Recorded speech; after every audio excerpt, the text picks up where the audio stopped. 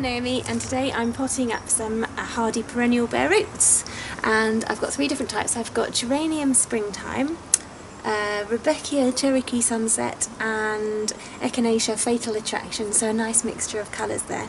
But the principle for potting them up or growing them is the same for these three hardy perennials, and for many hardy bare root perennials for that matter. They need a bit of a soak when they first arrive, because here's an example. This is my 𝗱beckia Cherokee Sunset, and you can see these are the bare roots, and they're good and long and everything, and the plant's already got some growth on it. Depending how early or late in the season you get these, they may or may not have growth. They may just have some little buds on the top, or as I've got here, you've got some leaves already growing towards the end of spring. So that's that. But as you can imagine, they've been packed up and travelling, so treat them to a good drink of water by giving them a soak in a bowl like I have there. I'll soak them for they've been soaking for about 3 hours, and now I'm going to pot them up. This is my Echinacea, which is a really nice big group of roots here, and some little leaves on the top. And I've got a Geranium, which is already quite tall. That's fine. I'm going to plant them all like that. Okay, so they're fully hardy, so you don't need to worry about growing them in a greenhouse or anything like that. You can plant them straight into borders from March onwards. That's absolutely fine. The only thing, the reason I like to pot them up really is because I like to be able to keep a bit of an eye on them while they're young, to give them a chance to establish without any competition from other plants around. My garden's full of daffodils and tulips and spring bulbs at the moment, and I think if I'd plant these straight in the ground, they'd just get swamped and lost. And there's another thing, birds sometimes peck them out of the ground thinking the roots are little worms, and sometimes you find them scattered on the lawn and you have to replant them, so they get disturbed as well. So I like to put them into pots to start them off, give them a chance to become like a potted plant, and then come May or late May, when the borders are a bit cleared of spring bulbs and weeds, and when I've got around to all of that, when everything else is finished, I can then pop them in, and they've got a nice little space to themselves, and they've already established some roots, and they should be very, very happy. I just think that gives them the best chance. And also with bare root perennials like these, they're not too fussy about soil type either, so you can plant them in most soil types, a bit of clay or sandy soil, free draining, acid, alkali, it doesn't really matter. And when you pot them up, they're not too fussed either about having the most optimum compost there is, so you can use a bit of peat-free or coir or ordinary garden soil from the garden if you like. So I've got 3 pots here for my 3 plants. They don't need to be particularly big, because I want them to fill this pot with some roots and form a nice root ball in the next couple of months, so that when I come to tip them out of the pots, I can they don't fall apart. They stay in one piece, and then I can simply pop it in the ground.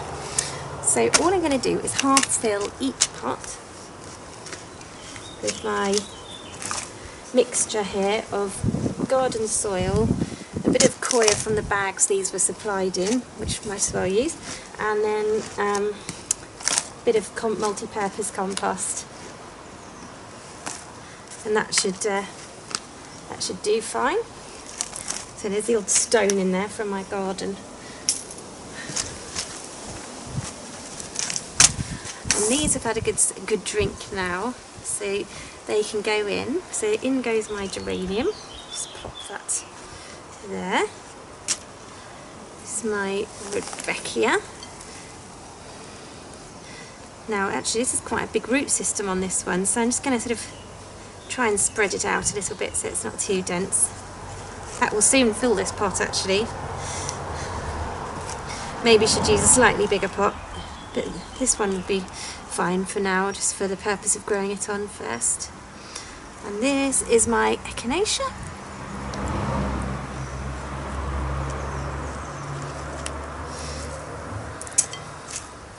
There we go. Again, I've been a bit stingy with the pot size. They could be in a bigger pot. Anyway, they're not going to be in there for very long. And now, I just fill that up.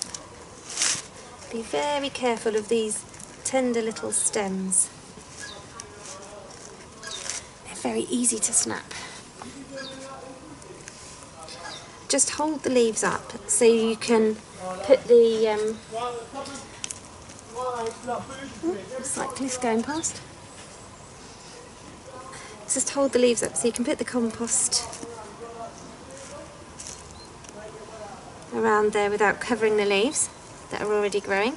If you don't have leaves on your plants yet, you might just have buds, then just plant them just below the soil surface. But if yours have leaves, do keep them just above the soil surface.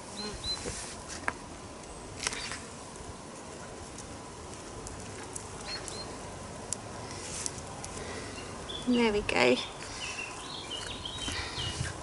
And now, oh, there's an old nail in there. Be careful when you do use soil from the garden, because you might find bits and bobs like that, like an old nail. So, get rid of that. Maybe that would be the advice, the reason why not to use soil from the garden. Okay, there we go. They look a bit sad right now because they're all dirty and covered in, because they were wet, they're all covered in bits of compost. But I'm going to give them some water now. And then with the wet soil around them, they should soon settle in and they'll have had plenty of water. And they'll be ready to start growing very soon. So it's mid-April now. I expect these to perk up very quickly. In fact, I've got a 𝗱becky𝗀𝗀𝗀𝗀 here.